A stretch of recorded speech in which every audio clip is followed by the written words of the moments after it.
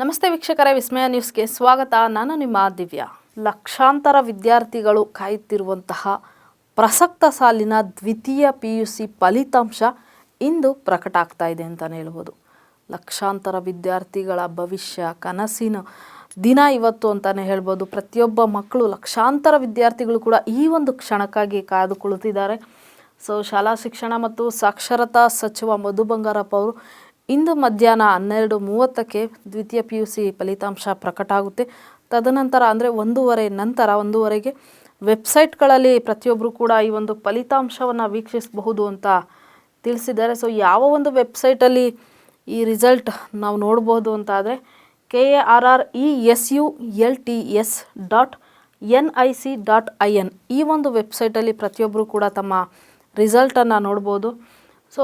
ಈ ಬಾರಿ ಎಷ್ಟು ಜನ ವಿದ್ಯಾರ್ಥಿಗಳು ಈ ಒಂದು ಪರೀಕ್ಷೆಯನ್ನು ಬರೆದಿದ್ರು ಅಂತ ನಾವು ನೋಡೋದಾದರೆ 7,13,862 ಜನ ವಿದ್ಯಾರ್ಥಿಗಳು ಈ ಒಂದು ಪರೀಕ್ಷೆಯನ್ನು ಬರೆದಿದ್ದಾರೆ. ಅದರಲ್ಲಿ 3,35,468 ವಿದ್ಯಾರ್ಥಿಗಳು ಮತ್ತು 3,78,389 ವಿದ್ಯಾರ್ಥಿನಿಯರು.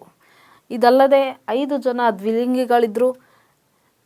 ಇನ್ನು ಯಾವ್ಯಾವ ಒಂದು ಸಬ್ಜೆಕ್ಟನ್ನು ಹೆಚ್ಚು ಆಯ್ಕೆ ಮಾಡ್ಕೊಂಡಿದ್ರು ಅಂತ ನಾವು ನೋಡೋದಾದರೆ ವೀಕ್ಷಕರೇ, 7.13 ಲಕ್ಷ ವಿದ್ಯಾರ್ಥಿಗಳಲ್ಲಿ 2.9 ಲಕ್ಷ ಜನ ವಿಜ್ಞಾನವನ್ನು ಆಯ್ಕೆ ಮಾಡ್ಕೊಂಡಿದ್ದಾರೆ. ಅದಲ್ಲದೆ ವಾಣಿಜ್ಯ 2.2 ಲಕ್ಷ ಜನ ವಾಣಿಜ್ಯವನ್ನು ಆಯ್ಕೆ ಮಾಡಿಕೊಂಡ್ರು. ಮತ್ತು 1.1 ಲಕ್ಷ ಕಲಾ ವಿಭಾಗವನ್ನು ಆಯ್ಕೆ ಮಾಡಿಕೊಂಡಂತಹ ವಿದ್ಯಾರ್ಥಿಗಳಿದ್ದಾರೆ. ಇವರೆಲ್ಲರಿಗೂ ಕೂಡ ಒಂದು ಒಳ್ಳೆಯ ಅಂಕನೇ ಬರಲಿ ಅಂತ ಹೇಳ್ತಾ ಇದ್ವಿ. ಇನ್ನು ಈ ರಾಜ್ಯಾದ್ಯಂತ ನಡೆದಂತಹ ದ್ವಿತೀಯ PUC ಪರೀಕ್ಷೆಯಲ್ಲಿ ಸುಮಾರು 1.771 ಪರೀಕ್ಷಾ ಕೇಂದ್ರಗಳು ಇತ್ತು. ಅಷ್ಟು ಪರೀಕ್ಷಾ ಕೇಂದ್ರಗಳಲ್ಲಿ 7 ಲಕ್ಷಕ್ಕೂ ಅಧಿಕ ಜನ ಪರೀಕ್ಷೆಯನ್ನು ಬರೆದಿದ್ದಾರೆ. ಇದರಲ್ಲಿ 76 ಕೇಂದ್ರಗಳಲ್ಲಿ ಸುಮಾರು 25,000ಕ್ಕೂ ಹೆಚ್ಚು ಮೌಲ್ಯಮಾಪಕರು ಉತ್ತರ ಪತ್ರಿಕೆಗಳ ಮೌಲ್ಯಮಾಪನಗಳನ್ನು ನಡೆಸಿದ್ದಾರೆ ಅಂತಲೇ ಹೇಳ್ಬೋದು ವೀಕ್ಷಕ. ಇದೆಲ್ಲವೂ ಕೂಡ ಮೌಲ್ಯಮಾಪನ ಎಲ್ಲವೂ ಕೂಡ ಮುಗಿದಿದೆ. ಇವತ್ತು ಕಂಪ್ಯೂಟರೀಕರಣ ಎಲ್ಲವೂ ಮುಗಿದು ವೆಬ್ಸೈಟಲ್ಲಿ ಫಲಿತಾಂಶ ಪ್ರಕಟ ಆಗ್ತಾ ಇದೆ ಅಂತಲೇ ಹೇಳ್ಬೋದು.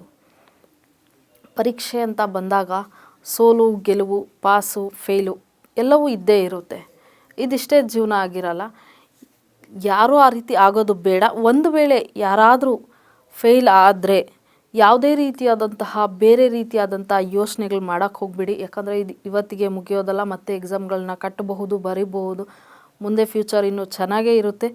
ಹಾಗಾಗಿ ಯಾರಿಗೂ ಆ ರೀತಿ ಆಗೋದು ಬೇಡ. ಆದರೂ ಒಂದು ವೇಳೆ ಆದರೆ ಯಾವುದೇ ರೀತಿಯಾದಂತಹ ವಿಚಾರಗಳ ಬಗ್ಗೆ ತಲೆ ಕೆಡಿಸ್ಕೊಳ್ಳದೆ ಮುಂದಿನ ಭವಿಷ್ಯದ ಬಗ್ಗೆ ಯೋಚನೆ ಮಾಡಿ.